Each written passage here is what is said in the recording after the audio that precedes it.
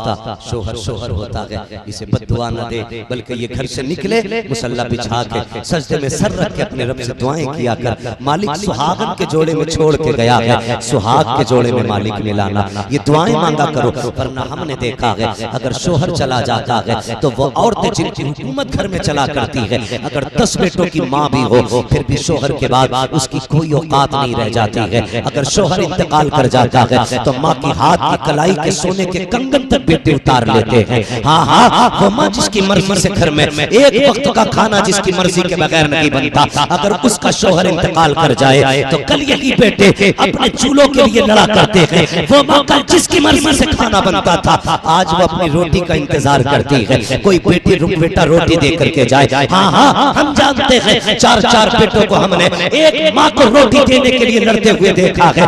ये कहते सुना है आज बारी तेरी है, आज बारी तेरी है। ए मेरी बहन, अपने शौहर की जिंदगी की सलामती की दुआएं मांगना।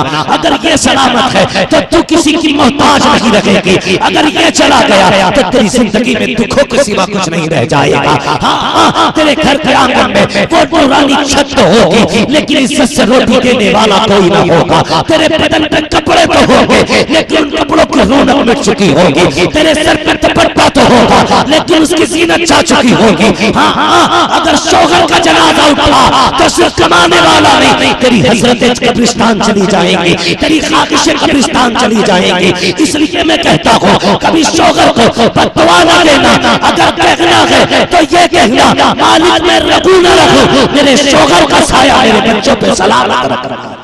नारे तकबीर, नारे रिसालत, उलमाए अहले सुन्नत, मसलके आला हजरत, जश्न ईद मिलादुन नबी, नारे तकबीर, नारे रिसालत।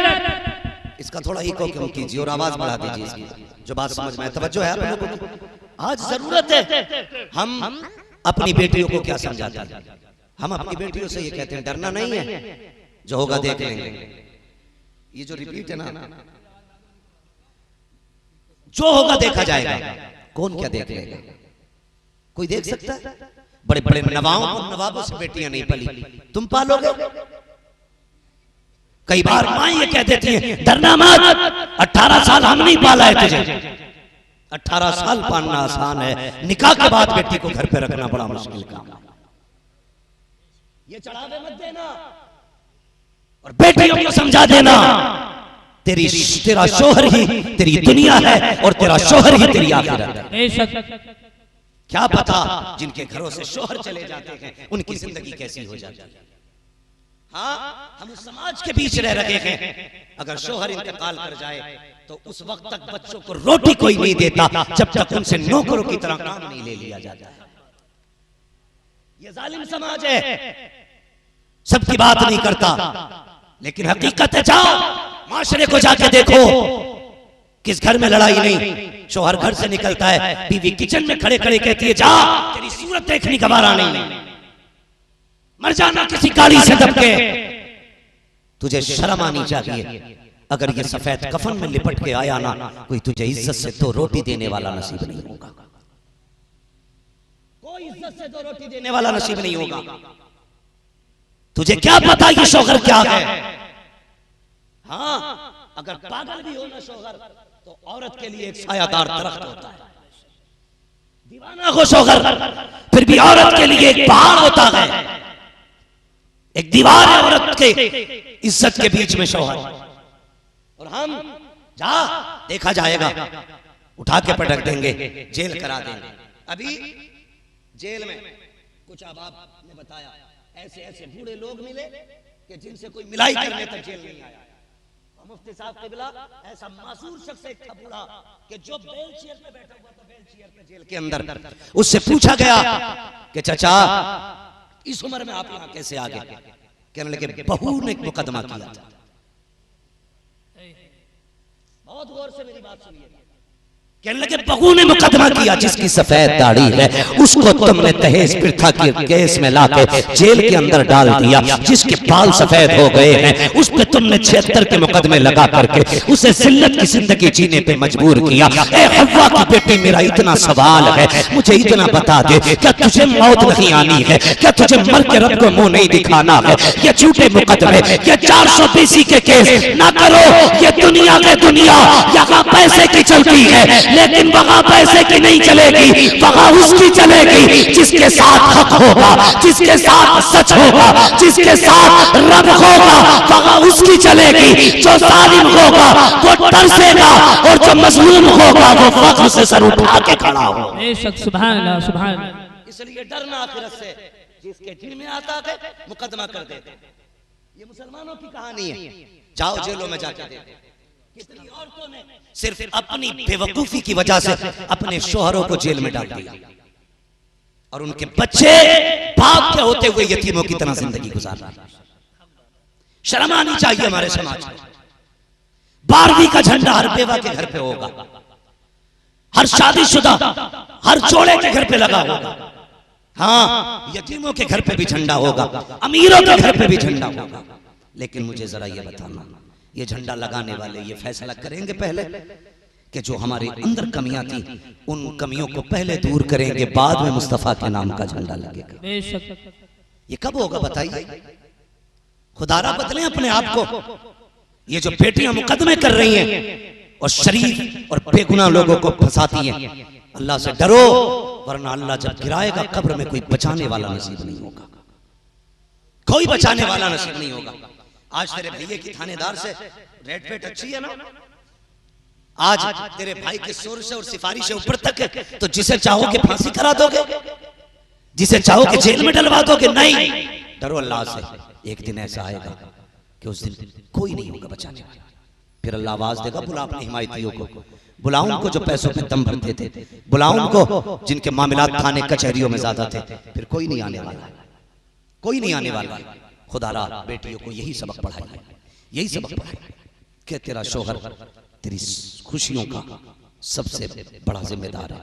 अपने शोहर की जिंदगी की दुआएं मांगना, ये बताया करो अपनी बेटियों को, अपने शोहर की जिंदगी के लिए दुआएं मांगना।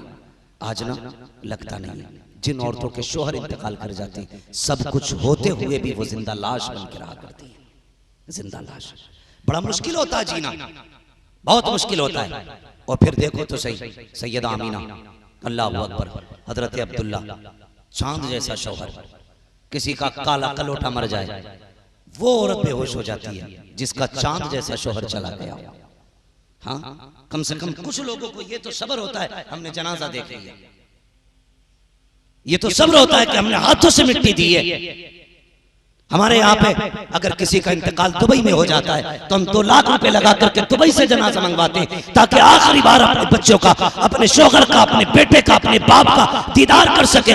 हम लाखों रुपए लगा करके इसलिए जनाजे मंगवाते हैं, आखिरी बार देख सकें। लेकिन आमीना का मुकद्दर देखो, आमीना का तो नसीब ऐसा है आखिरी बार अपने शोहर का जनाजा तक न देख सके। कितनी मुश्किल जिंदगी थी। अल्लाह अकबर, ऐसे माहौल में सैयदा आमीना ने खुद को संभाला। अल्लाह अकबर।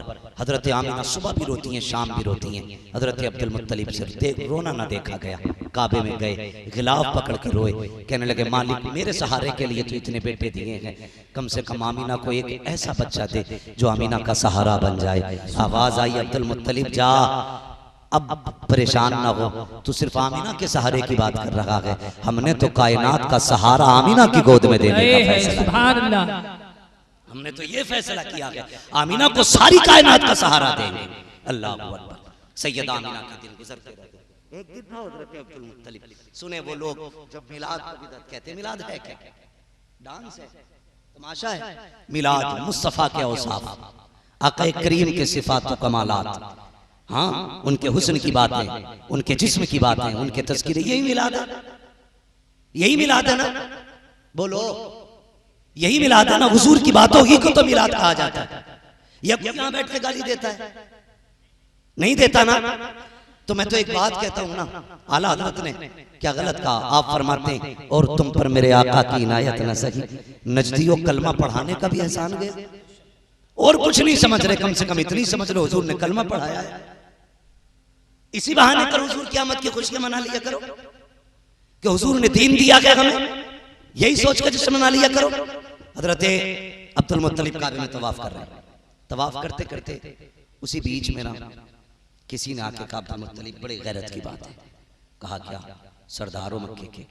कहा फिर? कहा कि सारे लोग आपसे डरते हैं, लेकिन एक बात बड़ी जुर्रत से हम कह रहे हैं आपसे। आपने फरमाया कहो ना क्या बात है। कहने लगे बात यह है कि वो जो तुम्हारे घर की बहू है ना आमीना, वो बेवा है। कहा जी। कहा अगर बेवा है तो फिर ये बताइए, अरब का दस्तूर तो ये है औरतें खुशबू नहीं लगाती है। कहा हाँ। कहा फिर तुम्हारे घर की बहू आमीना खुशबू क्यों लगाया करती है? इतना सुना हज़रत अब्दुल मुत्तलिब की गर्दन झुक गई। जानते हो बड़ा वकार था आपकी नजरों में, इतना वकार था कि अबरहा जैसा आंखों में आंखें डाल के बात करते हुए घबरा रहा था। ये जुर्रत थी आपके अंदर। मगर आपसे एक शख्स कहता कि आपके घर की बहू खुशबू लगा रही है, और दस्तूर ये कि अगर किसी का शौहर इंतकाल कर जाए 1 साल तक औरत को खुशबू नहीं लगानी है। अपने घर की बहू को नहीं संभाल सकते। इतना सुना गर्दन झुक गई, चेहरे पे ना हया की वजह से जर्दी आ गई, वो घर आ गई। आपकी बीवी का नाम भी, नबी की दादी का नाम भी फातिमा है। आपकी बीवी ने कहा मेरे सरताज खैर तो है?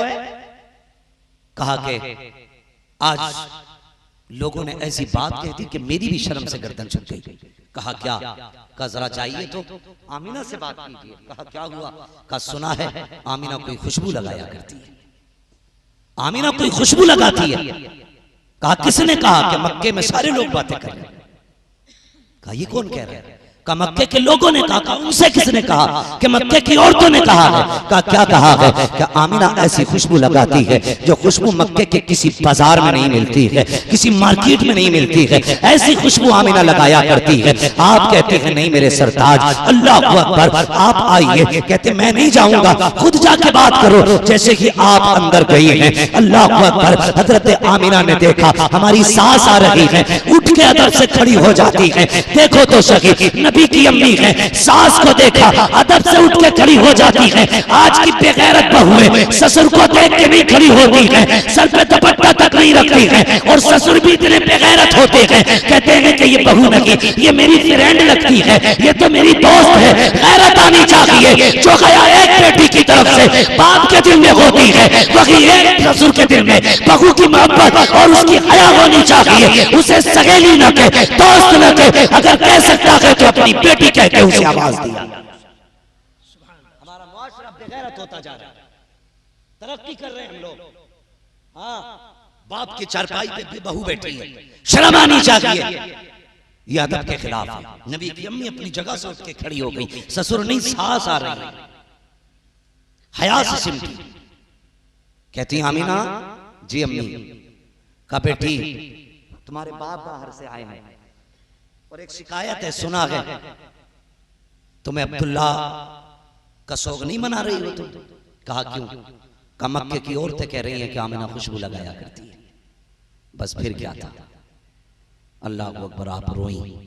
आपने ना यूं करके एक मिट्टी, दीवार की मिट्टी छुटाई, हजरत आमीना के हाथ, फातिमा के हाथ पे रखी। कैसे सूंघिए? कहा क्या? कहा कल इस पे हाथ रखा था, आज तक दीवार से खुशबू आ रही है। सुभान अल्लाह, सुभान अल्लाह। आज तक दीवार से खुशबू आ रही है। उसके बाद दुपट्टा दिया। कहा ये क्या है? कहा इससे पसीना पोंछती हूं। कहा इतनी खुशबू है कि बार बार धोने से भी खुशबू नहीं जा रही है, बार बार धोने से भी खुशबू नहीं जा रही है।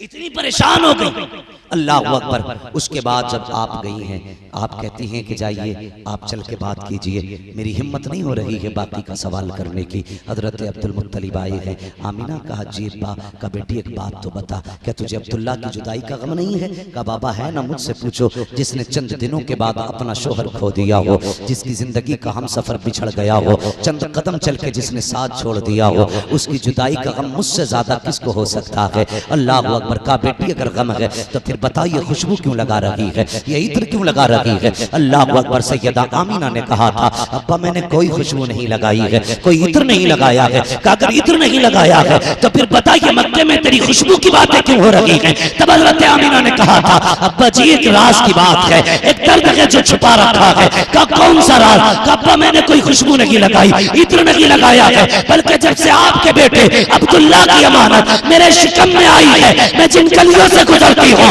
वो गलियां भी खुशबू से महक जाया करती हैं। नारे तकबीर, नारे रिसालत, उलमाए अहले सुन्नत, जश्न ईद मिलादुन नबी, नारे तकबीर, नारे रिसालत।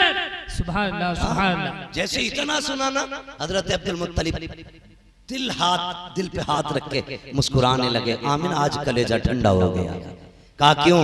कहा जिसकी दुआएं मांगी थी रब ने वो नेमत अता फरमा दी। सुभान अल्लाह। रब ने वो नेमत अता फरमा दी है। अब हजरत आमीना कहती हैं अब्बा बात यहीं खत्म नहीं होती है।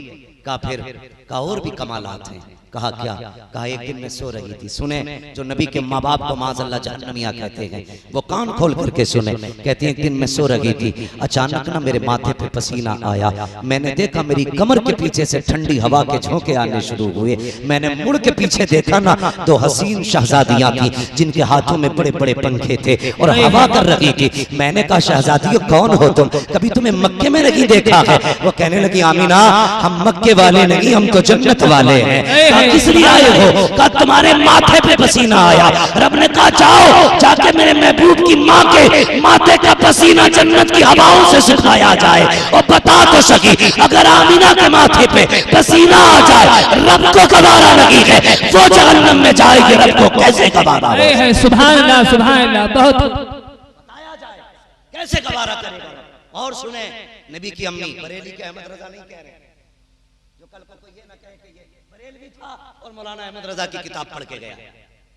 नबी की अम्मी सैयदा आमीना कहती हुजूर मेरे शिकम में आए।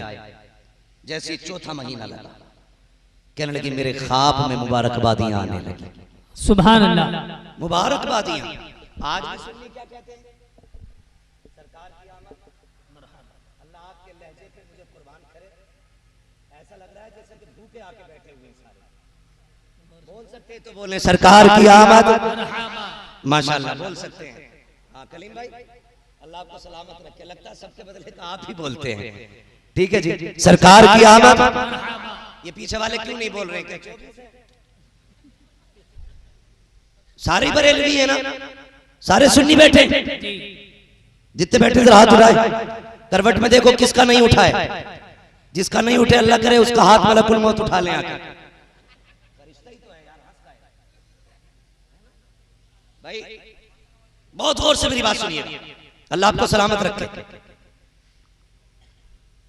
मुबारकबादियां आने लगी। अल्लाह अकबर। अगली बात सुनिएगा। फरमाती हैं अब्बा आपको क्या बताऊं, जब मैं रास्तों से गुजरती हूं ना तो जो दरख्त है ना ये सजदों में गिर जाया करते हैं। ये छोटी छोटी जो घास है ये भी बोलती है। हजरत अब्दुल मुत्तलिब देख रहे हैं घास बोलती है। बाबा घास नहीं, ये जो बड़े बड़े पत्थर से लेके छोटे छोटे कंकड़ तक है ना ये भी मुझसे बात किया करते हैं। हजरत अब्दुल मुत्तलिब कहते हैं ये कब कहा का अब्बा जी सुनिएगा, जब आप हरम शरीफ में चले जाते हो हाजियों की खिदमत के लिए, कभी कभी तो पानी भी घर से ले जाते हो। घर में पानी नहीं रहता है तो माँ मुझे भेजती है ले आमीना पानी लेकर के आ।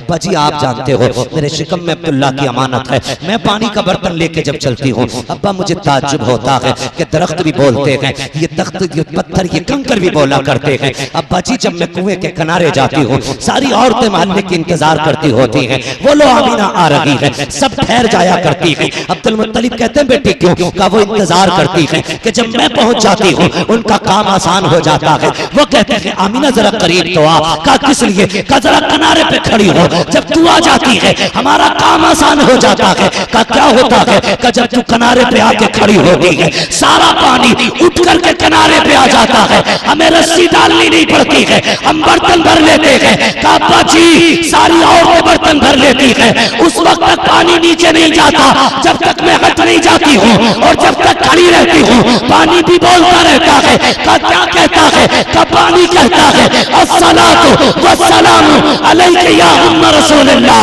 ए नबी की मां तुझ पर भी सलाम हो और तेरे आने वाले बेटे मोहम्मद पर भी सलाम है। सुभान अल्लाह बेशक। अल्लाहु अकबर। हजरत अब्दुल मुत्तलिब बहुत खुश है, काश अल्लाह ने हसरत पूरी कर दी, हसरत पूरी कर दी। वो वक्त भी गुजरा, वो साथ सईद भी आई और क्या कहती हैं अब्बा जी, मैं गुजर के जा रही थी, पानी का बर्तन मेरे हाथ में था, मैंने जिस पत्थर पे पैर रखा वो मोम की तरह मुलायम हो गया। सुभान अल्लाह।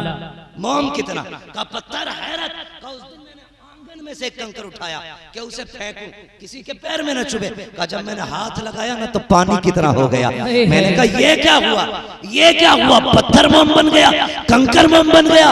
का मैंने इतना कहा था, उस कंकर ने बोलना शुरू कर दिया। उसने कहा आमीना ठहर, शहजादे को आ लेने दे, अभी छोटे मोम हुए के बड़े बड़े मोम हो जाएंगे। सुभान अल्लाह। का वो भी बोलने लगा शहजादे को आने दे, बड़े बड़े मोम हो जाएंगे। अल्लाह अकबर। सैयदा आमीना फरमाती दिन गुजरते गए, कहते हैं लेकिन जैसे हर औरत को तकलीफ होती है मुझे कोई तकलीफ नहीं थी, मुझे कोई तकलीफ नहीं हुई। फिर वो वक्त भी करीब आया जिस रात मेरे बेटे की विलादत होनी है। तवज्जो है सारे लोगों की, विलादत होती। फरमाती मैं उस दिन तन्हा थी अपने घर में, मेरे घर में उस दिन चिराग में डालने के लिए तेल तक नहीं था।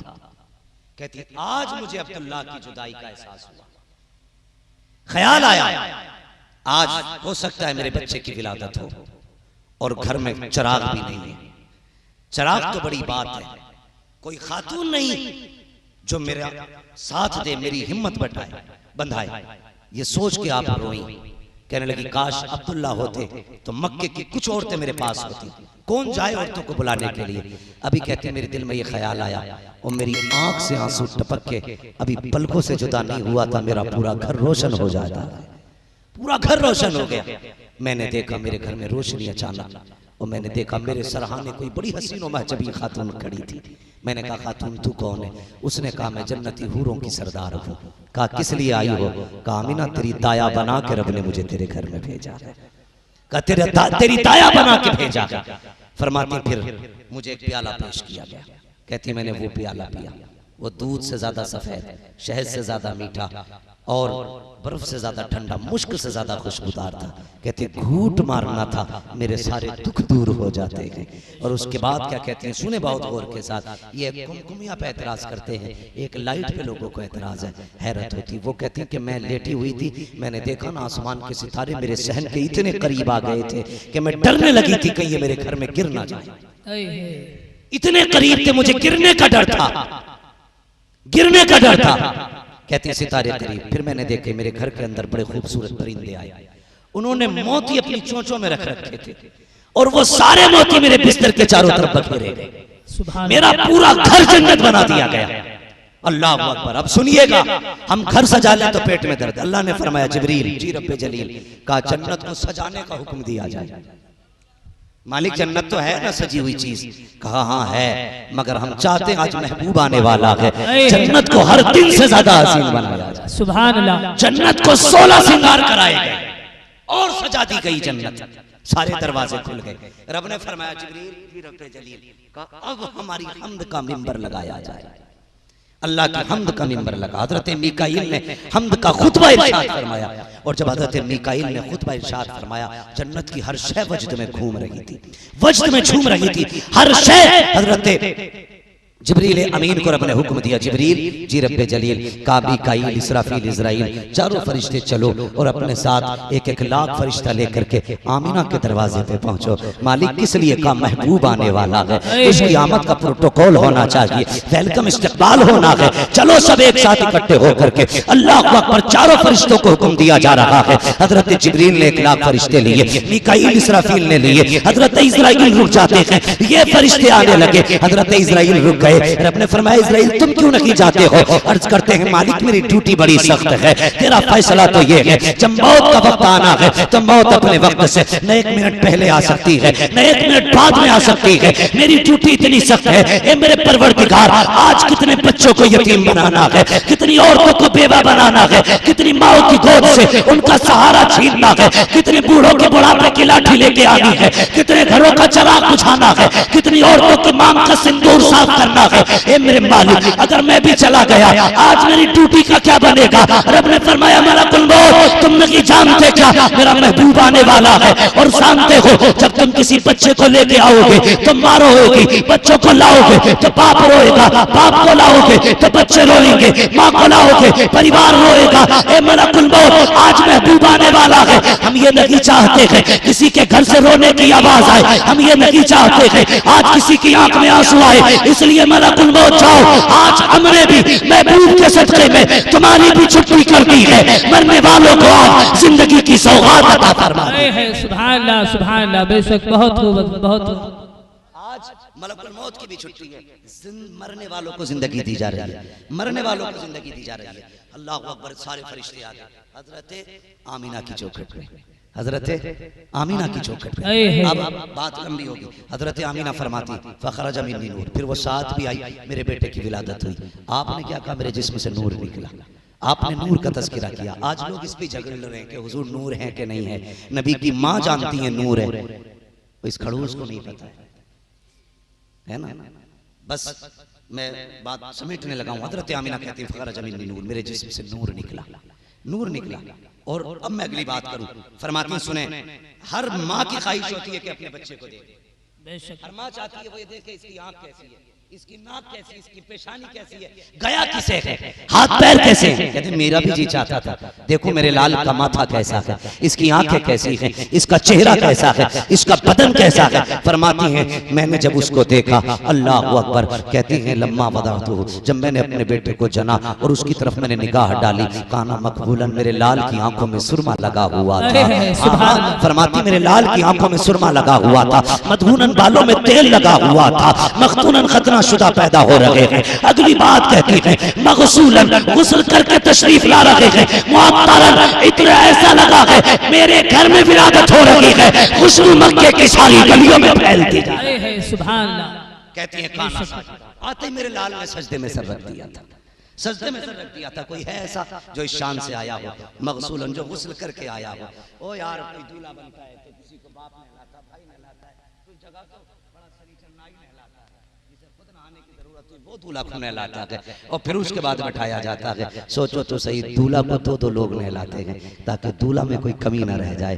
रब ने अपना महबूब भेजा तो कितना सजा के भेजा, सुभान अल्लाह, कितना सजा के भेजा होगा। का महबूब सुरमा भी हम लगाएंगे, बालों में तेल भी हम डालेंगे, महबूब गुस्ल भी हम देंगे, आज दूल्हा हम बना के भेजेंगे। और जब दूल्हा बना के भेजा गया, कहती काना साजिदा, मेरे लाल ने सजदे में सर रख दिया है। अल्लाह अकबर। कहती हैं कि जैसे मेरा लाल आया, एक सब्ज रंग का कपड़ा आके मेरे लाल के सत्र पे पड़ गया। कहती मैंने अपने लाल का सत्र मैंने भी खुला हुआ नहीं देखा। अल्लाह अकबर। ये सरकार दो आलम सल्लल्लाहु तआला अलैहि वसल्लम की शान है। इधर हुजूर पैदा हो रहे हैं, हुजूर हजरत अब्दुल मुत्तलिब काबे में तवाफ कर रहे हैं। तवाफ करते करते वो काबा झुका, फिर सारी बातें आप जानते हैं। आप बड़ी तेजी से ये सोचने लगे ये सब कुछ कैसे हो गया, ये कैसे हो गया। ख्याल आया झुका किधर है, कहा घर की तरफ, फिर दौड़े अपने घर की तरफ। कई दिन से मेरे घर में कुछ अजीब चीजें देखने को मिल रही हैं, लगता है मेरे घर कुछ नया हुआ है। जैसे घर आए अपने दरवाजे पे जाना चाहते थे, अल्लाह अकबर, दरवाजे पे एक जवान ने यूं हाथ लगा रखा है, यूं हाथ लगा रखा, हाथ में नंगी तलवार थी। और जैसे अब्दुल मुत्तलिब अंदर जाना चाहते, उसने कहा ठहरिए, अंदर नहीं जा सकते हो। कहा ये मेरा घर है। कहा घर आपका होगा लेकिन आज नहीं जा सकते हो अभी। कहा क्यों, मुझे नहीं जानता, काबे का मुतवल्ली हूँ। कहा ओके काबे के मुतवल्ली, हम भी रब की तरफ से भेजे गए हैं। कहा क्यों खड़े हो। कहा आज तुम्हारे घर में रब का महबूब आया है और उसका फैसला ये है, उसे देखने के लिए फरिश्ते आ रहे हैं। रब ये चाहता है पहले अर्श वाले देखेंगे, उसके बाद में उसका चेहरा फर्श वाले देखेंगे। नारे तकबीर, नारे रिसालत, उलमाए अहले सुन्नत, हजरत अल्लामा मौलाना मुफ्ती हम्माद रजा साहब क़िबला, नारे तकबीर, नारे रिसालत। समझ गए बात। पहले अर्श वाले देखेंगे, फिर उसके बाद, फिर बोले उसके बाद फर्श वाले देखेंगे। जब इतना सुना तो दादा थे उछल गए खुशी से। दादा से ज्यादा खुशी किसी को नहीं होती। कहने लगे अब जाकर बताऊंगा मक्के में, मेरे घर आके देखो कौन आया। जब गए तो बोलना चाहते थे, अल्लाह ने ताला लगा दिया, मुंह बंद। कुछ बदअकीदा देखो यहीं से दलील उठा के, मैं देखो जो जा रहे थे ऐलान करने के लिए, अल्लाह ने ताला लगा दिया। मैंने कहा हाँ बेशक, मुंह बंद किया। बोलने की ताकत ले ली गई, नहीं बोल सके, मुंह बंद कर दिया गया। वजह ये नहीं थी कि मिलाद का तज़किरा था, वजह ये थी, मुफस्सिरीन फरमाते हैं इसलिए बना किया गया था कि ये महबूब का मिलाद है, काफिरों की गलियों में नहीं होगा, मोमिनों की गलियों में किया। सुभान अल्लाह। इसलिए बंद किया गया कि इनकी आमद के ऐलान काफिरों की गलियों में नहीं, ईमान वालों की गलियों में लगाए जाएंगे, इसलिए लगे थे। अल्लाह अकबर, खुदा की कसम। फिर रब ने महबूब, अपना लाडला महबूब, अपना प्यारा महबूब हमें दिया, यह एहसान किया और ऐलान किया वमा अरसलनाका इल्ला रहमतल लिल आलमीन। और लोगों, ए महबूब, हमने आपको सारे जहान के लिए रहमत बना करके भेजा। हाँ, हुजूर को सारे जहान के लिए रहमत बना करके भेजा गया। लोगों, ये समझो हुजूर आए हैं तो बहारें आई हैं। हाँ, वरना माँ की कोई इज्जत नहीं करता, बाप की कोई कदर नहीं करता, बहन बेटी क्या है, इससे किसी को मतलब नहीं था। हुजूर आए तो बेटियां घरों में मुस्कुरा रही हैं, हुजूर आए हैं तो माओं को अल्लाह ने हमें वकार समझाया है, हुजूर आए हैं तो बाप की इज्जत का पता लगा है। हर वो शख्स अब मिलाद मनाएगा जिसको खुदा ने बाप की दौलत दी है, या माँ की दौलत दी है, या बहन जैसी नेमतें अता की हैं, या बेटी जैसी रहमतें अता की हैं। जिसको भी रब ने ये रिश्ते दिए हैं उस पर लाजिम है वो किसी का झंडा लगाए ना लगाए, अपने घर पे मदीने वाले का झंडा जरूर लगाए। सुभान अल्लाह। लगाएंगे इंशाअल्लाह, बोलो लगाएंगे इंशाअल्लाह। लेकिन मेहरबानी एक करनी, घर की सफाई से ज्यादा, गली की सफाई से ज्यादा हमें दिलों की सफाई करनी। किसी के दिल में बुग़्ज़ है, कीना है, हसद है, पहले इसको साफ करना है, पहले दिल साफ कीजिए। हम गलियां साफ करते हैं कि हुजूर आएंगे, ये सोच के दिल साफ करो कि हुजूर आएंगे। वो कहा था किसी ने, सुना कि आप हर आशिक के घर तशरीफ लाते हैं, मेरे घर में भी हो जाए चरागां या रसूल, मेरे घर में भी हो जाए चरागां, मेरे घर में भी हो जाए चरागां या रसूल अल्लाह। हाँ, अपने दिलों को साफ कीजिए। अगर किसी से हसद है तो उसके हसद का आप अपने दिल से मैल निकालिए। मस्जिद में जाएं, दिल साफ करके लेके जाएं।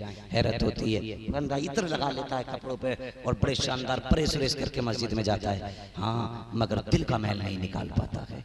अल्लाह कहता है तेरे कपड़ों पे मिट्टी लगेगी तो चलेगा, लेकिन दिल का मैल नहीं चलना है। कपड़े भले मिट्टी वाले पहन के आ जा, लेकिन दिल साफ लेके आना है, दिल साफ लेकर के आना है। दिलों में जगह पैदा करें, अपने माशरे को एक बेहतर रुख दें, अपने माशरे को एक नई रविश दें, अपने माशरे को वो रास्ता दें जो मेरे मुस्तफ़ा ने उम्मत को दिखाया है। और डॉक्टर इकबाल ये सबक दे के गए कि मोहम्मद से वफा तूने तो हम तेरे हैं, ये जहां चीज है क्या लो हो, लो हो, लो हो, कलम तेरे हैं। इसलिए अल्लाह ताला हम सबको मुस्तफ़ा के इश्क की खैरात अता फरमाए और हर घर में अल्लाह रब्बुल इज्जत मुस्तफ़ा की विलादत का सदका अता फरमाए। बस जो हुए गलतियों को माफ फरमाए रब्बे कायनात। जिंदगी ने दिया साथ, फिर होगी मुलाकात, चमन रहा फूल